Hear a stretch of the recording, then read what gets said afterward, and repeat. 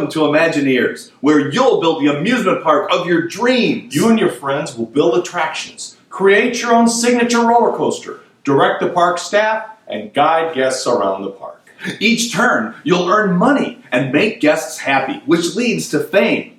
In the end, only the player with the most fame will be the greatest Imagineer.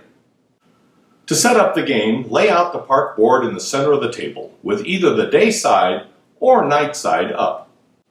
We recommend playing on the day side for your first game.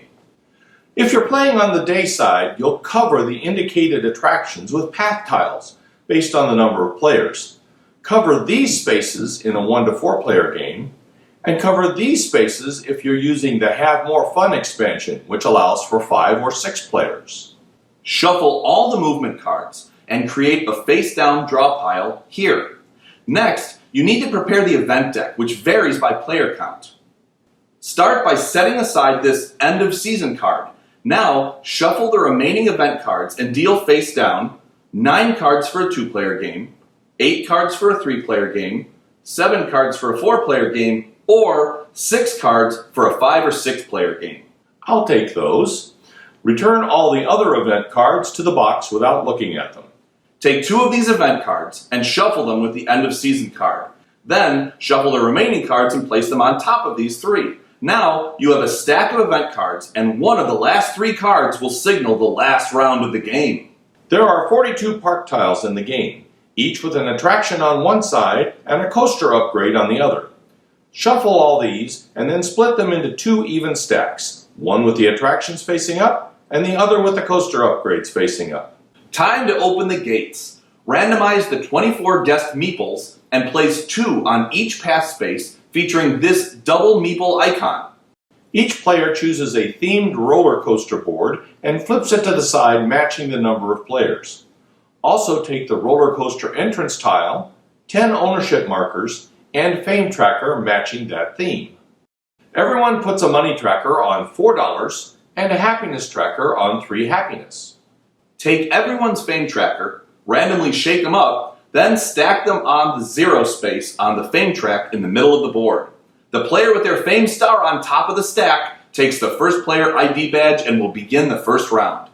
Starting to the right of the first player and continuing counterclockwise, each player chooses one of the pre-printed red attractions on the board and places their roller coaster entrance over it.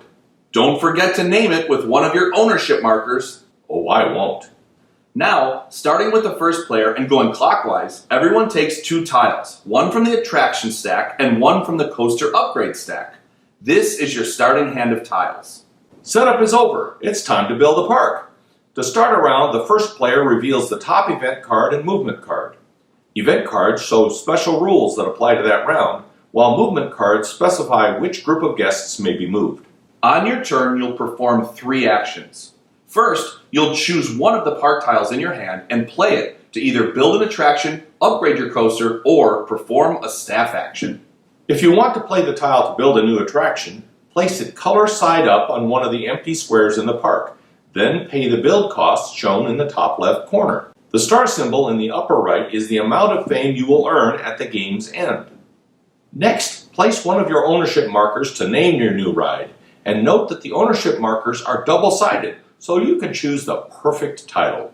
If instead you want to play your tile to upgrade your coaster, place it sky side up on an empty space on your player board, then pay the build cost. The stars here show how much fame you get every time someone rides your coaster. If you prefer, you can perform a staff action by discarding a chosen tile from the game. The staff actions are Vendor, which gains you $5, Janitor, which places the mess token on any one attraction, making guests leave their line and move on. We'll talk about guest movement in a minute. Remember that roller coasters are not considered attractions. You can't place the mess token on anyone's coaster space. Great point. The third staff action is the Performer. This lets you move one guest from one line to another. Once you're done playing a tile from your hand, it's time to move the guests. Pick up any group of guests that meet the requirements on the movement card for the round, and then move them along, dropping 1 guest per space going clockwise around the park. Keep in mind that guests will only score if their color matches the color of the space they land on. Hey Chris, don't forget, nobody likes crowded lines and messy rides. Oh yeah, when moving guests, skip over an attraction if it has the mess token, and skip over any line that already contains 4 guests. Otherwise, when moving guests, just place 1 per space going clockwise around the board. Back to you, Ken. Once the guests are moved, let the scoring begin. Every guest that matches the color of the space it's on will score. For regular attractions, the top hat symbol indicates the money the owner of the ride receives. They move their money marker up that much, remembering that money maxes out at $10. Any extra is lost. The guest symbol indicates what the current player earns for getting the guest to that space. Sometimes money, but usually happiness. Move the happiness marker around the circle, scoring 1 fame point every time your count takes you from 5 to 1. Remember to advance these fame points on the fame track. And in case you missed it, this means that if you're the one to move a guest to your own attraction, you score both the owner and guest benefits. Things are even more exciting when scoring a coaster. First, the coaster's owner scores every space with a top hat symbol, including the money on the upper left of the board. These owner benefits include money, happiness, and fame points. The current player gets everything with the guest symbol, which is usually a whole bunch of happiness. These are tracked just like they were when scoring an attraction. And again, if you put a guest on your own coaster, you get both the owner and guest benefits. After each space is scored, the guests leave the ride and walk to the next path space, skipping over attractions with a mess token and skipping over attractions with 4 guests in line. Guests that didn't score are still moved on in the same way. As the last part of your turn, draw the top tile from either of the 2 stacks without peeking at the other side. One tip though, the build costs on the 2 sides always add up to 7, and higher cost tiles usually lead to greater rewards. The player on your left then starts their turn. A round is over when everyone has had a turn. The first player badge is given to the player furthest back on the fame track. In case of a tie, the player whose token is at the bottom of the stack goes first. If the mess token is on the board, remove it. The new first player then reveals a new event card and a new movement card, and play continues. As the game goes on, the board may run out of building sites for attractions. No problem. You can replace another player's attraction by paying its build cost to the owner to demolish it and paying the build cost for your new attraction. Don't forget to rename the ride. The demolished attraction tile is discarded. At some point, the end of season event will be revealed. This means it's the last round of the game. At this point, the first player is the one with the highest fame score. At the end of the round, after everyone has taken their last turn, final scoring begins. Let's see how we did.